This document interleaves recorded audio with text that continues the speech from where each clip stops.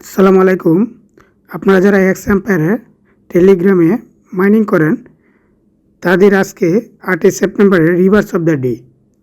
আপনারা মনে রাখবেন, যেহেতু 7ই সেপ্টেম্বরের রাত 10টা থেকে শুরু হয় ইউটিসি টাইম অনুযায়ী, তাই অনেকে 7-8 সেপ্টেম্বর বলে।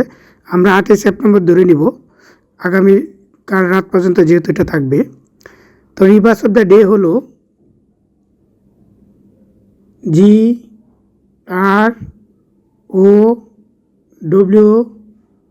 GROWTH।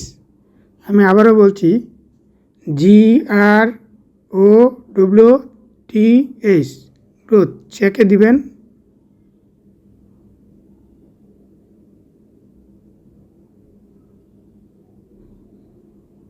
ক্লেম করবেন।